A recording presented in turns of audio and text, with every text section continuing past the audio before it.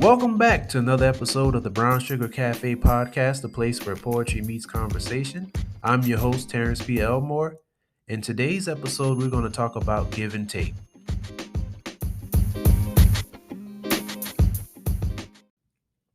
In the previous episode, I discussed the benefits of having a meaningful relationship, and while closing out that episode, I started talking about give and take. I received a lot of feedback about that portion, so I decided to make my next episode about give and take. We've all heard the term give and take, and we've all probably used it at least once without thinking, without actually realizing what we were saying. We've all been told or heard that relationships are about give and take, but meaningful relationships that really matter to us, are about giving and receiving. When you bring value to a relationship, you should be receiving some sort of value in return. Now, not necessarily the same value because we all can bring different things to different types of relationships, but you should be receiving some sort of value back in return. When you're pouring out to others, they should be pouring back into you.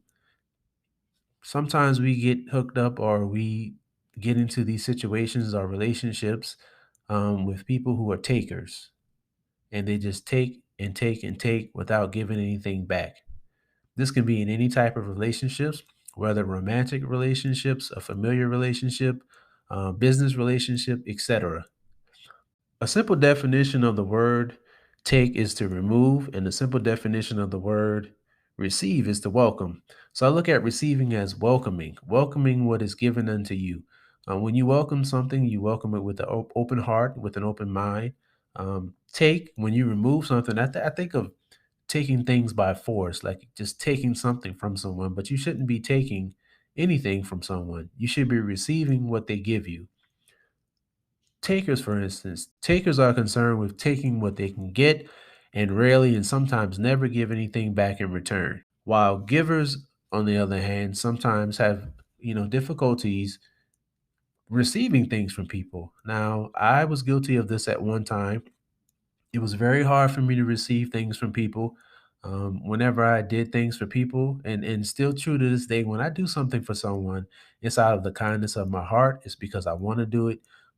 Whether it's in supporting them or it's helping them with something, it's from the kindness of my heart. So I never have done anything looking at what it can do for me.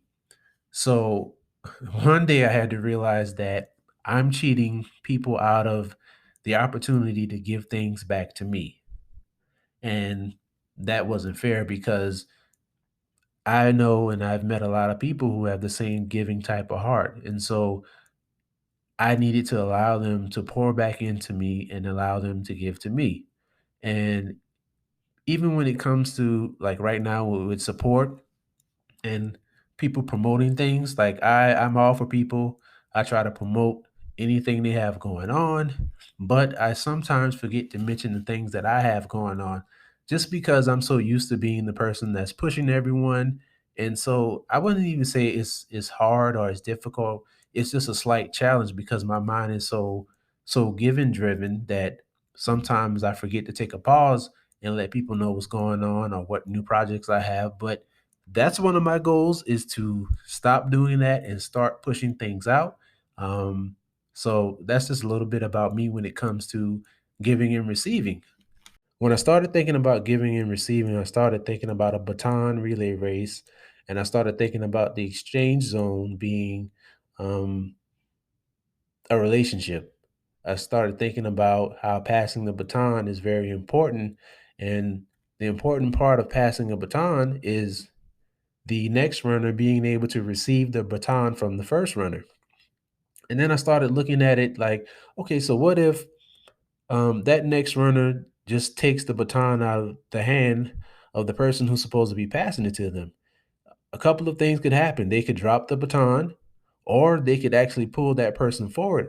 I don't know if you've done baton relay racing before. I have, but when I ran around that track with that baton in my hand, I had the baton held very tightly, and so if I wasn't ready to pass it off and they just took it out of my hand, they could have pulled me forward and I could have fallen and it could have been, numerous things that could have happened. But the main thing is if the passer isn't ready to give, and the next runner just takes it without receiving, a lot of things could happen that can get things thrown off track.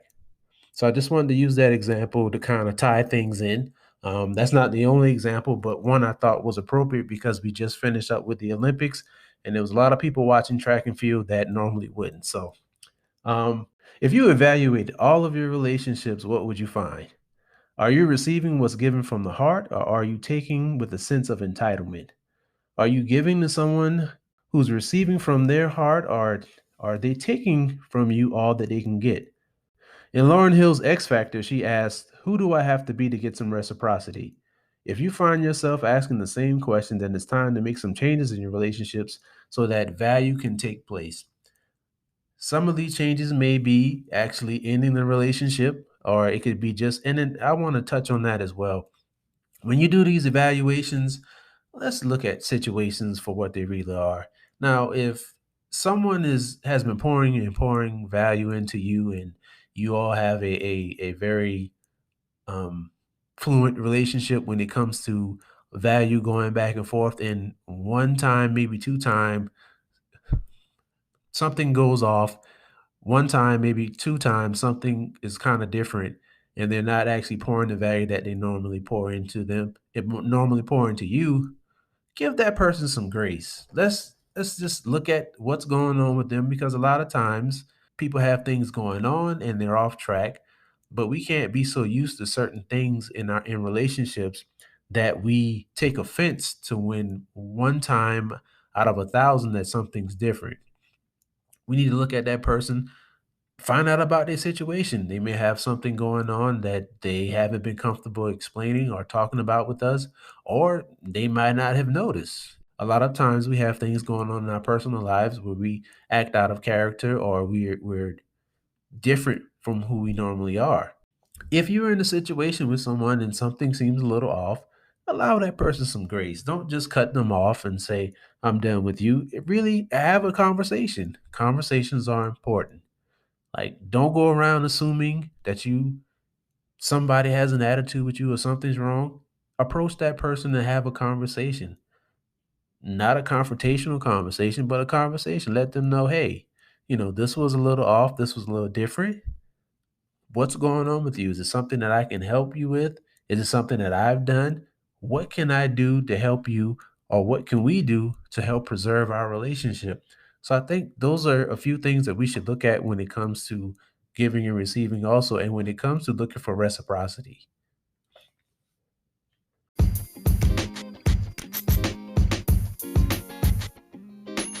Thank you for tuning in to another episode of the Brown Sugar Cafe podcast. Once again, I'm your host, Terrence P. Elmore, and this is the place where poetry meets conversation.